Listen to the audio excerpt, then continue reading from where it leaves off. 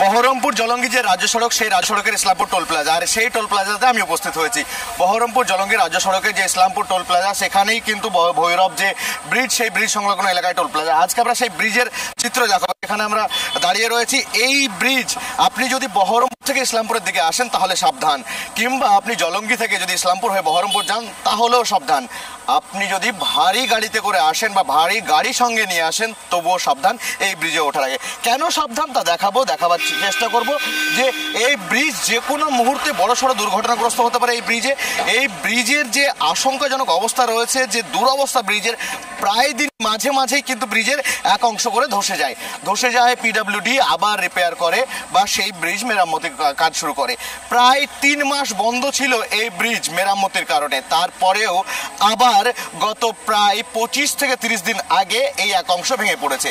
তার জন্য ব্যারিকেড দেওয়া হয়েছে যাতে অঘটন এড়ানো যায়, দুর্ঘটনা এড়ানো যায়।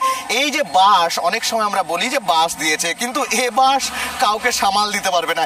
এ বাস সামাল দিতে পারবে না পথ দুর্ঘটনা, এ বাস সামাল দিতে পারবে না ভারী কোনো গাড়ির গতিবেগ। নিয়ন্ত্রণহীন কোনো গাড়ি এলে যে কোনো মুহূর্তে বড়সড় দুর্ঘটনা ঘটতে পারে। এবং এই বাসের ব্যারিকেড কতটা সুরক্ষিত তা নিয়ে উঠছে প্রশ্ন। মুর্শিদাবাদ জেলার এর আগেও 2019 সালে একটি বড় ধরনের ভয়াবহ দুর্ঘটনা ঘটেছিল। বালিরঘাটে যে ভণ্ডারদহ খাল, সেখানে কিন্তু যাত্রীবাহী সরকারি একটি বাস নেমে গেছিল, তাতে 43 জনের মৃত্যু হয়েছিল। সেরকম দুর্ঘটনা এড়াবার জন্যই কিন্তু আর যাতে ওরম বড়সড় কোনো ভয়াবহ দুর্ঘটনা না ঘটে সেদিকে নজর রেখে রাজ্যের নির্দেশে, রাজ্যের সরকারি নির্দেশ, রাজ্যের মুখ্যমন্ত্রীর নির্দেশে এই ভারী কংক্রিটের প্রাচীর বা দেওয়াল তৈরি করা হয়েছিল যাতে ব্রিজ সুরক্ষিত থাকে। তবে এই ব্রিজ কতটা সুরক্ষিত বা এই ব্রিজ কতটা সেফটি সাধারণ মানুষের জন্য, কতটা সুরক্ষিত যাত্রীবাহী বাস, পণ্যবাহী গাড়ি এবং ছোট গাড়ি সকলের জন্য, আজকে যে চিত্র দেখাচ্ছি পশ্চিমবঙ্গ পুলিশের যে ব্যারিকেড সেটাও লাগানো রয়েছে। পুলিশ তৎপরতার সহিত ব্যারিকেড দিয়েছে, কিন্তু পিডব্লিউডি এর দেওয়া এই ব্যারিকেড, বাসের ব্যারিকেড কতটা সুরক্ষিত, কতটা সেফ ফিল করছে, শুরু করে যাত্রীবাহী গাড়ি সমস্ত কিছু। এ বাস কতটা ক্ষমতাশালী যে কতটা গতি সে ধরে রাখতে পারবে। এ বাস এমনি হেলে, এ বাসে হাত দিলেই হিলছে, এ বাস আপনাকে সুরক্ষিত রাখতে পারবে না। অর্থাৎ সতর্ক হয়ে যান, সাবধান হয়ে যান। ইসলামপুর দিয়ে আপনি বা বহরমপুর থেকে ইসলামপুর হয়ে জলঙ্গি যেতে চাইলে ইসলামপুর ব্রিজে ওঠার আগে সতর্ক হয়ে যান। ভারী গাড়ি হলে গতিবেগ নামিয়ে দিন, সতর্ক থাকুন, সুরক্ষিত থাকুন। আর এই ব্রিজের মেরামতির কাজ নিয়ে উঠছে প্রশ্ন। মেরামতির প্রায় আজকে এখন অবস্থা প্রায় 25 থেকে 30 দিন আগের স্থানীয় সূত্রে জানা গেছে। তবে এখন পর্যন্ত কোনো রকমভাবে মেরামতির কাজ শুরু করতে পারেনি পিডব্লিউডি। এখানে জেনারেটরের একটা ব্যবস্থা করা হয়েছে, কিন্তু ল্যাম্প নেই, লাইট নেই। জেনারেটর কি কারণে নিয়ে আসা হয়েছে সেটাও জানা নেই।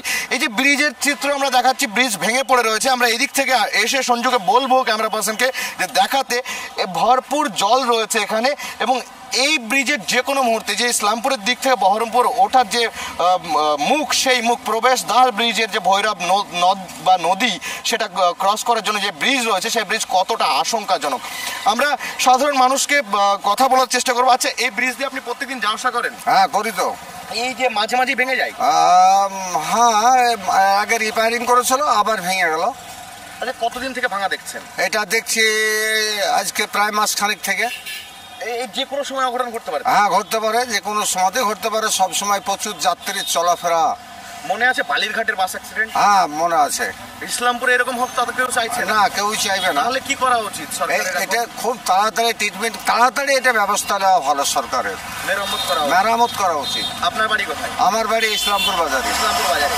এই যে ইসলামপুর থেকে ঘোষপাড়া যেতে বা বহরমপুর যেতে গেলে এই ব্রিজে উঠতেই হবে? হ্যাঁ, উঠতেই হবে। কিন্তু এখন অবস্থা দেখে ভয় করে না? ভয় বুক কাঁপে না? হ্যাঁ, সে তো কাঁপবি তো, যে ব্রিজের অবস্থা খুব খারাপ, তো গাড়ি ঘোড়া নিয়ে লোকজন যেতে তো ভয় তো কাঁপবি। এখন কি করবো, এইভাবে যাচ্ছে।